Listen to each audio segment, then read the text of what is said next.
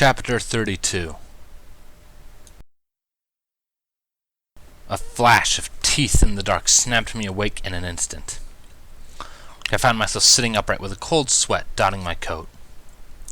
I stared into the dark of the room, rapidly letting my heartbeat slow. I was alone again. Fluttershy had probably left after I fell asleep on her. I was just so tired lately. Teeth. They had been mine this time. Well, the teeth of my other form. The ones that were pointed, sharp, and angled to restraining prey while my jaws crushed them apart. I shivered, the moisture on my fur feeling even colder. There was no escaping the truth anymore, honestly. Twilight was right. I couldn't live like this, lying to every pony like that. Even if it meant that I lost their love in the process. Princess Celestia had said the same thing, hadn't she? Of course, she'd also told me that it was up to me to find my own place in the world, my reason for being in Equestria. As if summoned, a light tapping noise sounded from the window to my left as my thoughts drifted. Sitting up, I glanced over at the window, noting immediately that there was a white glow emanating into the room.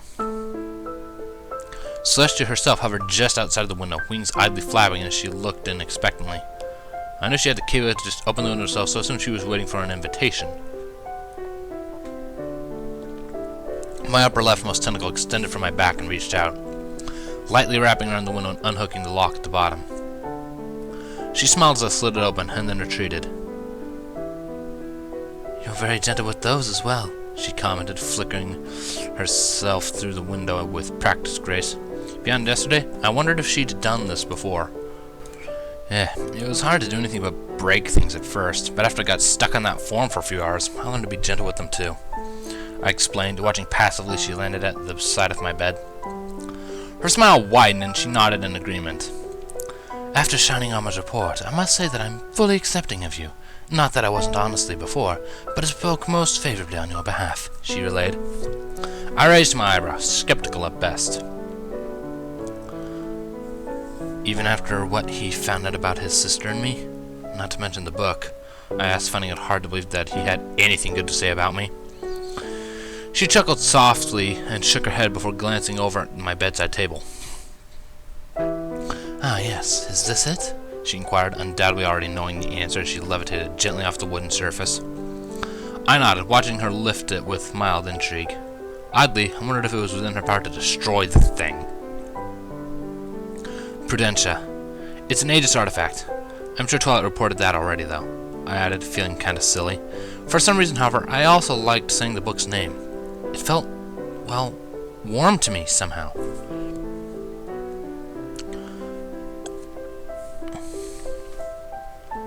Celestia examined it for a few moments before shaking her head and setting it down on my mattress instead. "No, she hasn't reported anything to me since the last time I saw her. I do believe she's a bit uncomfortable with me at the moment," she revealed, looking back at me with a soft expression. I frowned, having not expected that reply in the least. I'm surprised. Honestly, I never expected her to say that in the first place, let alone actually follow through with it, I admitted quietly, unsure of my own voice suddenly. Celestia watched me carefully before closing her eyes and sighing. She took a moment before glancing back up at me with a weary smile. "I'm sorry, but that's a little sad to hear. I'm not blaming you, of course. You've lost your trust in a lot of ponies after all this. Is there any pony you still trust still?" she asked in almost a whisper. I wasn't used to seeing the white alicorn look sad. It was a little disarming. The question was easy enough, however. "Fluttershy," I returned a moment later. She watched me as I considered my own answer before nodding again, adding, "She's never really done anything to betray my trust apart from eavesdrop once. Plus, I have a direct link to her and can feel her when she gets close. It's relaxing, and I feel comfortable around her." Celestia smiled gently at my mention of the link and looked down at the book in my lap yet again. "I confess to being unable to detect that connection. Twilight also hasn't spoken much about it. Or was it more a matter of no pony knowing?" she inquired. That tidbit surprised me, honestly. Well, not so much that she couldn't detect it, but more the fact that she admitted it to me. The last I discussed them with Twilight, neither of us knew much about them. I still don't know, as I haven't really looked into them. I've been trying to sort all the Caldarian DNA I have inside myself into a database the last day or so. I excused, realizing I should probably look into it at some point. She nodded, as if actually understanding what I just said, to my further surprise. It might be a nice olive branch to offer tequila if the need arises. Shining Armor told me of what you reasoned could be used to have a talk with her as well. Oh, and worry not. He is not angry at you at all, and fully realizes that you didn't know what she was even doing. So she assured, as if still remembering the finer points of the conversation. I blanched, then shook my head sadly. I'm more worried about him being mad at Twilight. She's been a lot more flexible and understanding the last few days, and I found myself far more sympathetic, I admitted. Back when she thought I was a crazy loon that couldn't manage breathing on my own, I might have thought otherwise. Slushy snickered at the explanation instead. I agreed that her progress in adjusting to having me cultured has significantly improved. Her parents' understanding, however, and this should only be a minor blunder. Normally such thing is associated with, more intimate interactions, and some families hold it relative to the consummation of a marriage, she explained in an extremely helpful, if not slightly awkward manner. I swallowed, finding myself extremely uneasy now. Will it help if they know we haven't mated yet? I offered, unsure if this was a conversation I should be having with the princess of the entire country. If it were a faux pas, she didn't bat an eye at it. Instead, she released a gentle giggle accompanying a shake of her head. Nay, I think they'll guess that even if she doesn't tell them. Honestly, you have nothing to worry about. The worst thing they should do is attempt to be a little pushy with you looking for commitment. My niece described soon after they walked in on her in shining armor, I believe, Princess Celestia relayed, raising a ponderous hoof to her chin. My eyes widened a bit. Was there such a thing as too much information? I shuddered and suppressed my gag reflex. I didn't honestly need to know that, I managed to mutter, looking away from the alicorn. She grinned. It was a long and mirthful expression. You are indeed fun to tease. You turn the most adorable shade of pink. Rose was speaking of such earlier, she pointed out. Ugh, she was doing it on purpose! You can be downright evil, you know that, Tia? I asked, giving her a dull, irked stare.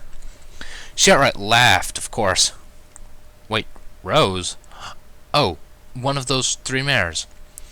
Well, at least that confirmed my earlier suspicions. They were teasing me the entire time, weren't they? Tot and I thought they were serious, I groaned, smacking my right forehoof into my forehead and sighing. Tia grinned even more, somehow. I should tell you something. A blushing stallion, much like a blushing mare, is adorable. If a mare finds an easy way to make a stallion blush, she's probably going to abuse it for the cuteness. A shy stallion like yourself is going to get a lot of playful flirting, I suspect, she explained, politely holding a hoof to her muzzle in order to contain the light snickers emerging from it. So, they were just teasing me in order to get me to blush. My eye twitched slightly as I stared harder at the Sun Princess. Oh, don't downgrade it. Rose and Daisy spoke highly of you when I talked to the 2 of them. They're not just teasing you, but feel genuinely friendly. In fact, almost every pony I've spoken with the last day or so has shown outright sympathy and caring for your condition. You've made a positive impression on them, even if you think otherwise, she assured. I stared at her in surprise, wondering when she'd grow the second head out of her tongue and eat me for something. It slowly shifted to a frown as I considered the cultural differences between here and my old dimension. I figured that they'd hold me in contempt after being indirectly responsible for the attack and disruption of the peace. Hell, if I were still a Caldarian, that would have been held me as an indirect accomplice to the act of terror, as I believe they worded it. That warranted incarceration or the death sentence, if I was remembering correctly. What? Did you think they'd be angry with you? My little ponies are smart, Mender. They know that you're as much a victim, if not more so, than every pony in town. I shouldn't mention this, but they're putting together a care package to present at the party once you're released and Pinky feels better, she revealed after a moment of my dumbfounded staring. If I wasn't dazed and confused before, she might as well have just walked up and clobbered me with a baseball bat to the side of the head. They were what? She lost whatever ancient stoic reserve she typically called upon and started snickering again in amusement, undoubtedly the expression I was currently sporting. As big of a deal as the attack was, I just feared they'd have put more blame on me having indirectly caused it by, well, existing here. I tried to reason, tilting my head up to consider it. Admittedly, it had sounded better in my head. You're very silly, Mender. Regardless, I think you should be pleasantly surprised. However, before I forget, I would indeed like to ask you when you'd like to bring us to meet Keela, if your method works. I'd like to do so soon, but I'm not sure what you need for that feat, she requested, locking eyes with me again. I frowned, but nodded a moment later. The only thing needed really is enough room for yourself and 3 other ponies to be comfortable with touching horns. Also, can I request a Twilight lead if possible? I inquired, ears drooping a little. Instead of being irked, however, she simply smiled. Of course, Mender. I was already planning on that. My horn is significantly longer than average, so I shall let Twilight's rest upon you, rest mine upon hers, and if Shining Armor rest place his upon mine. Would that be satisfactory? She suggested calmly, going a step further than what I was going to risk requesting. I nodded twice, smiling gently at her again. She turned my gesture before settling into place in one of the side chairs and slid up in her aura to be closer to the bed. Then I'm glad that's settled. Will you be fit enough to do so tomorrow? I don't mean to rush you, but I simply worry for my subjects. They are quite concerned over the state of things, and some definite answers would do well to placate them, she reasoned. I could definitely see the logic in her request. Yes, I can do it tomorrow if the other 2 can manage it. It wasn't really that big a deal in the first place. Taking a nap wasn't exactly stressful on my body after all.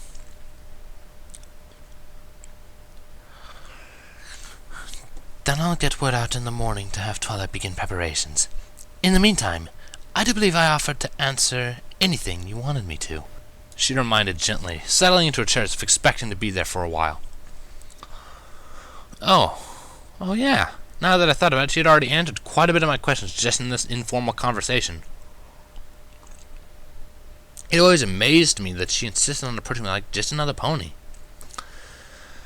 Still, she'd helped me a lot, and proven to be quite a bit more pleasant than I started to see her as, so I wasn't about to complain.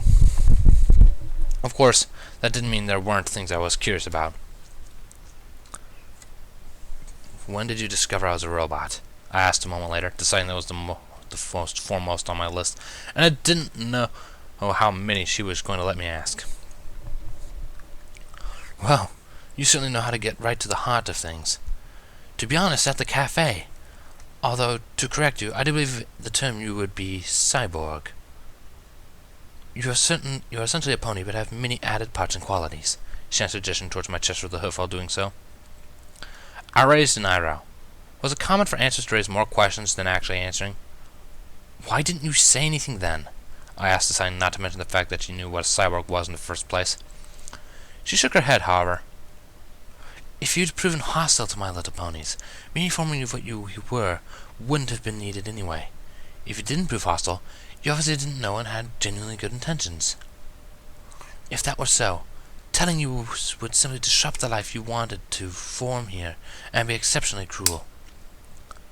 Of course, had I known this would happen, I might have acted differently, she explained simply, politely, watching me with a neutral expression. It didn't strike me as fair for her to decide that for me, but I guess it was a moot point. You really aren't going to have Twilight watch over me anymore? I asked, deciding it was a little risky, but I needed to know the answer. She cracked a smile and shook her head, of course.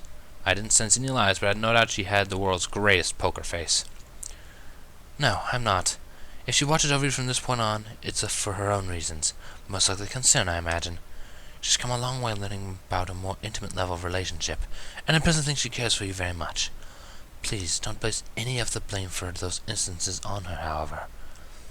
That was an interesting request, but she'd made similar past after lunch that time.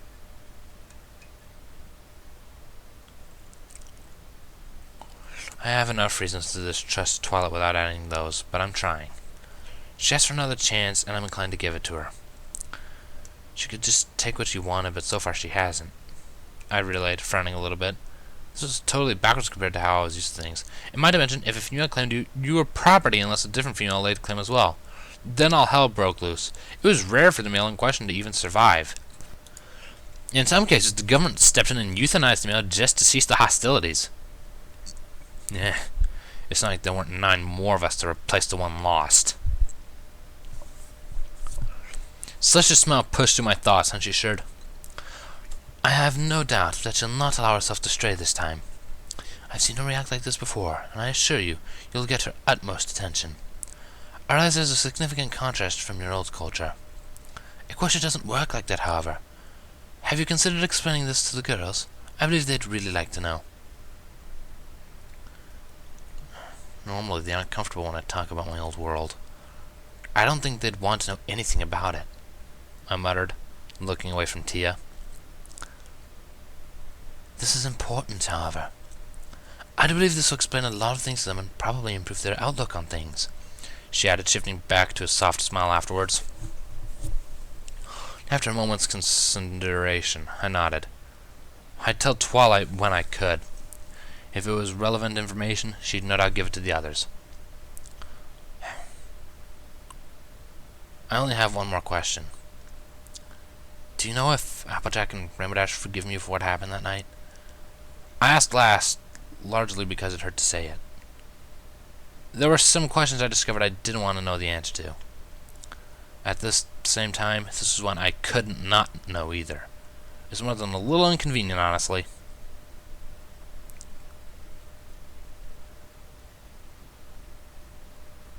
As they won't tell you themselves, it is truly only fair that you ask somebody else. Rainbow was conflicted between supporting her crush and trying to get her to talk to you again. She was the one who delivered the apples last night, and if I heard correctly, we'll try again tonight, she relayed, looking a little glum suddenly. Try? I asked, a little confused as to her meaning. I received a nod in return. You ate the apples whole. Fluttershy reported that they were simply missing, and now the 3 of them think that the nurse confiscated the apples, Tia elaborated. Fluttershy's involved too? I asked, actually not all that surprised. Celestia nodded again, explaining, she worries for Applejack, who is in much worse condition than Rainbow. It's more than just accidentally betraying the trust of a friend. She didn't believe you even when you tried so hard, which goes against her very element.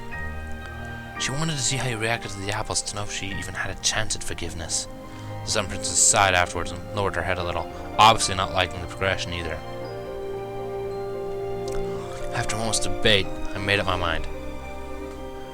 When Rainbow comes tonight, I'll try to talk to her. Maybe I can get a message to Applejack, I pondered out loud. If I couldn't approach her myself, then I just have to ask some pony else for me. Celestia nodded politely, agreeing with, that's a wise and mature direction to go in. I'm pleased with that. She lingered after, watching me carefully. For an awkward moment, I suddenly didn't know what she wanted, her gaze locking with mine. An errant thought drifted through my mind, and I suddenly realized that she was probably waiting for me to ask for more questions.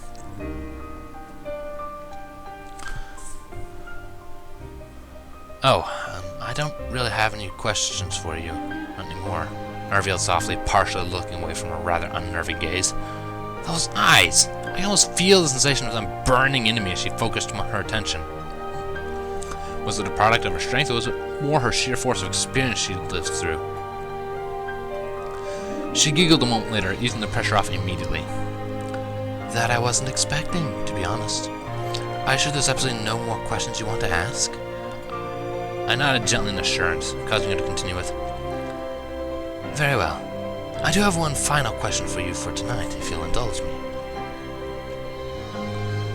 Admittedly, when worded like that, it made me more than a little curious. Her tone had shifted formal, which she had intentionally avoided when talking to me for the most part. I glanced back over at her, eyes curious. Of course, I don't mind. What is it you wanted to ask? I tried to inquire in as polite a manner as possible. Her expression wavered momentarily, further surprising me and unnerving me at the same time. Do you trust me? She finally asked. The weight added to the question could have knocked the building down.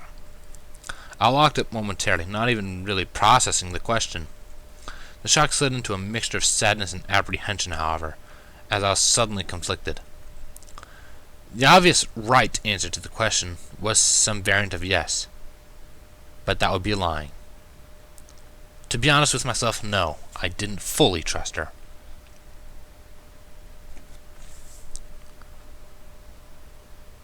Celestia's eyes softened, and she looked away a moment later before nodding. I understand. That much I predicted after all this. You have my honest word that I'll do nothing to betray your trust ever again. Of course, for what it's worth, she assured a moment later. It didn't really surprise me that she saw my answer without my need to say anything. Giving a weak smile, I finally shook my head. I want to believe you, Tia. Deep down, you're a good pony who's had to make some tough choices due to your position. I understand that, and still want to be your friend, I finally tried to explain, never having put it together in my mind before now. My feelings regarding Tia were mixed to begin with. She smiled, of course, and glanced back at me, head still tilted to the side. You're a very kind stallion. After all this is over, I'm inviting you to Canterlot, my treat. I want to just be able to talk with you again, like normal, I believe. She finally announced, expression growing more mirthful as my expression shifted to surprise. This time I caught her ploy before she could fully engage, however. I grinned and nodded and turned, warning, only if the girls in Spike can come too. She laughed that time and turned to fully face me, agreeing with a soft nod of her head. But of course. It's a plan then, although you have a big day ahead of you tomorrow, so I won't keep you further. She assured, standing upright again and shifting her wings out into a light stretch. The window slowly slid open without her turning to look at it. Yeah, and tomorrow you get to use the door, I pointed out, gesturing towards the window with my right foreleg across my body. To my surprise, she winked instead before heading towards the window. You'd be surprised how much fun it is to do things in an unorthodox manner from time to time, Mender. For that, I thank you. You let me get away, she explained, eyes momentarily softening as she looked down at the sill. I tilted my head, but she shook hers before I could ask anything. Anyways, I shall see you tomorrow, she added before slipping through the window. Not nearly as graceful as Dash, but I'd give her a 3.5. Chuckling to myself as my own lame sense of humor, I lay back against my pillows again, and the window slowly slid shut. Tomorrow was going to be a big day. Here's just hoping Keela would answer in the first place. Of course, she wouldn't know I was bringing company along this time, so I saw no reason for her to refuse the connection specifically requested in her note. Telling myself to relax, I let my body slowly drift back away into my dreams.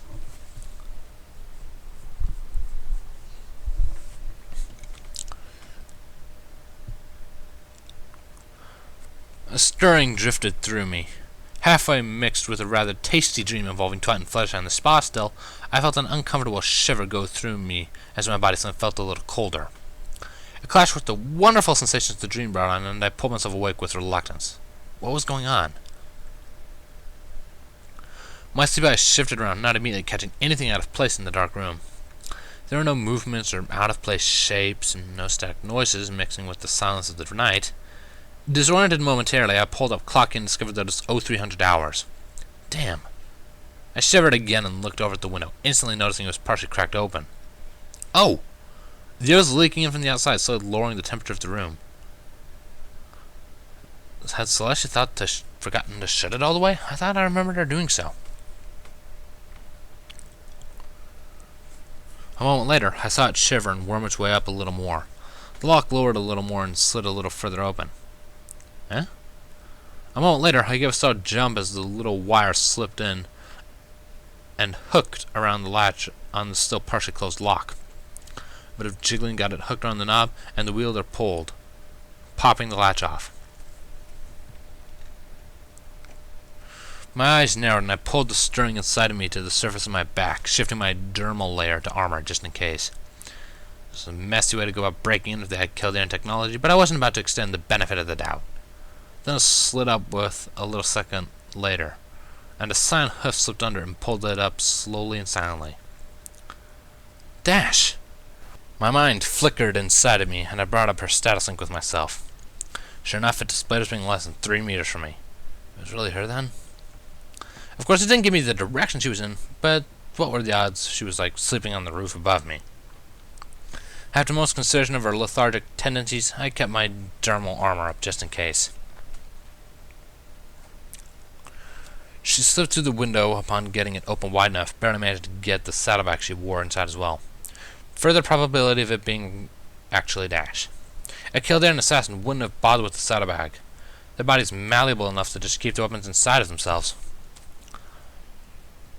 She straightened herself a bit and stood upright upon landing. I closed my eyes again and peeked through the bare sliver as she turned to look at me, pretending to be asleep again. This was the first time I'd seen the sign mare since the incident, and a light lump grew in my throat as I watched her. A vivid memory drifted up of her angry face as she smashed me backwards, followed immediately by a horrified look as she saw me in the forest. Her eyes had said it all. She thought I was a horrifying, unspeakable monster. Her heart maintained a calm, if slightly elevated beat as she slowly got closer. Slipping her muzzle into her side bag and rooting around in it, I waited patiently until she gently withdrew a rather sizable apple, the stem carefully held between her teeth. I blushed as I realized she was technically touching the top of the apple with her lips. Momentarily berating myself a moment later, I realized I might still be a little hypersensitive from the dream she disrupted. Regardless, I put a tighter leash on the stirrings instantly. She used her muzzle to lightly brush the blankets back before hesitantly and ever so gently setting the apple down against my chest. Once it was in place and she made sure it wasn't going to roll, she slipped her head back into her saddlebag, no doubt to withdraw another of the tasty red morsels. This was my chance, I guessed. My eyes opened again as she slipped her head into the bag. I decided to be brave and just meet her face to face and talk. She'd probably appreciate that more than beating around the bush.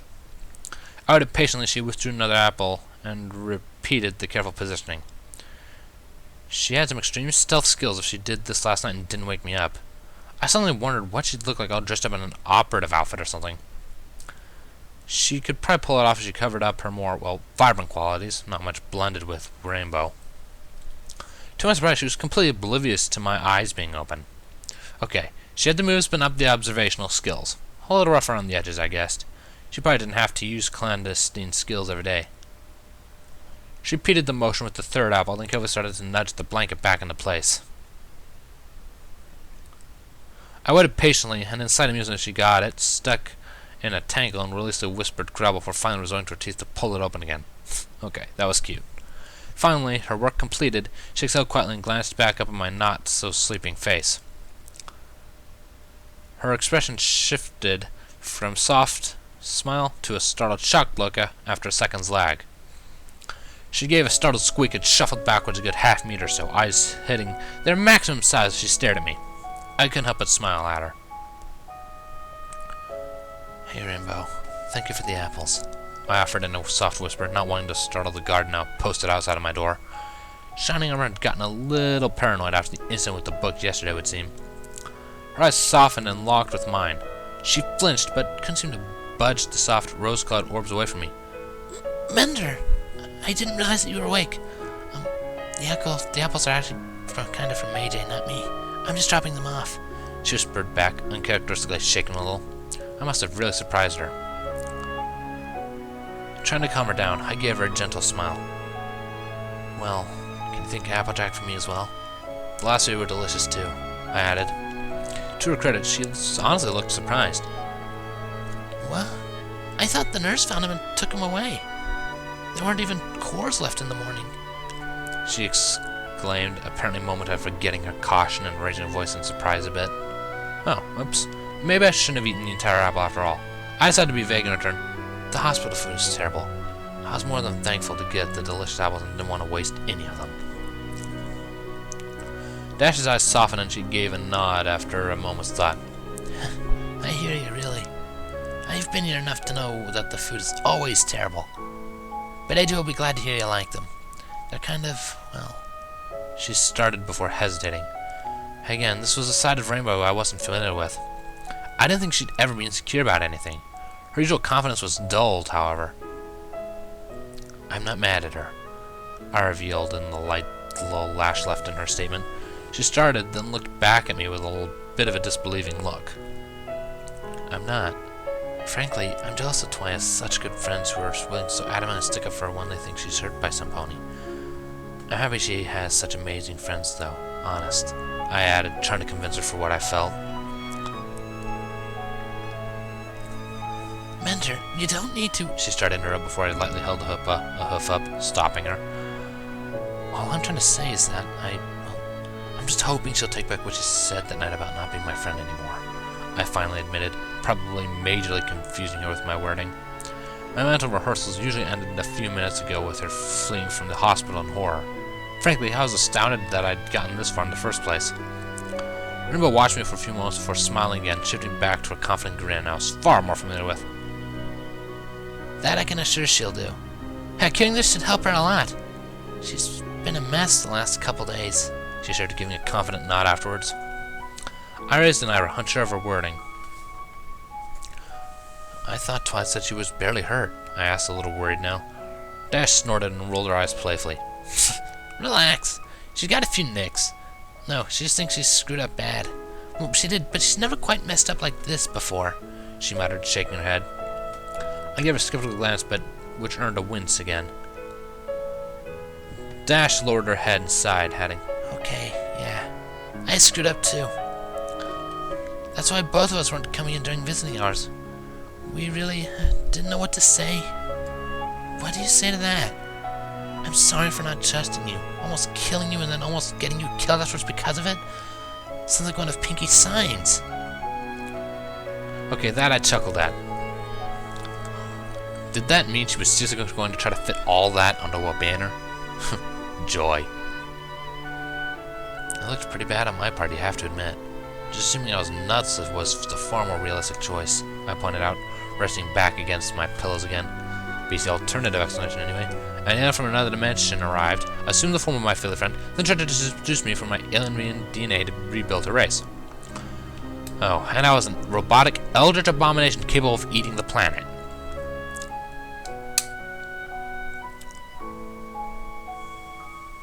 She's going to want to do some pretty serious apologizing, regardless, Mender. I do, too, so let us. We want to make amends. I'll try to get her in here tomorrow, okay? Rainbow requested, holding her head higher again, but now recovering the smile. She was stubborn, all right. I forgive you already, of course. But yes, tomorrow will work for me so long as it's not during Celeste's meeting. I agreed. Ooh, going on another date with the princess hot stuff? She asked almost instantly. It was like that noise from the other side of the door. The guard knew she was in here and was listening in. Deciding to ignore the development, I rolled my eyes and gave her a flat stare. You know it's not like that. Celestia, Shunning, and Twilight are all coming here tomorrow to have a face-to-face with Keela, the sister of the Kaldarian who attacked us, I explained gently. Rose Grin shifted to a serious expression almost immediately, and she nodded twice, asking, Do you think I could be here to watch?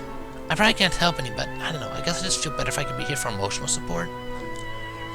I raised an eyebrow and smirked at her a moment later, earning a scowl.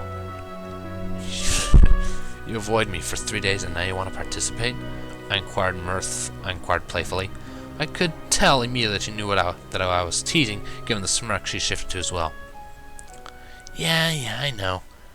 Now that I know you forgive me, though, I want to start making it up to you, she explained, nodding sternly and finally. I gave her a curious look. If you know I forgive you, why do you have to make it up to me? Aren't those kind of the same thing? I wasn't more than a little confused. Rainbow scoffed almost immediately, holding her upper hoof to me and shaking her head. No way! You forgave me, which means you'll accept my friendship back again. Now I have to actually make up for the damage I did to prove I really want to be your friend again, she exclaimed, totally forgetting that it was nighttime and in a hospital, it would seem. If I didn't already know that the guard knew she was here and was listening in, I might have been a little concerned. Sighing, I settled back down into place, accepting that she wasn't going to change her mind. You're silly, but if you want to do so, I won't stop you. It would mean a lot to me if you could talk to Applejack, though. Maybe have to be the thing you do for me, I suggested hopefully. She smirked and my hopes sank. Of course!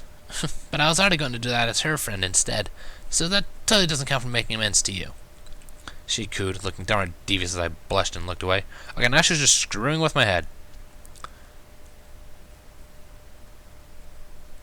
Fine. Just so long as you can talk to her for me. Oh, and tell her I'm sorry, please, I requested, suddenly frowning. Predictably, Rainbow widened her eyes at me. Why are you sorry? She asked instantly.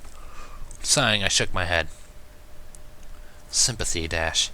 She saw a lot of ugly things that night, not limited to me getting my leg torn off. If she's beating herself up as much as you say she is, then I think she needs some support too, no?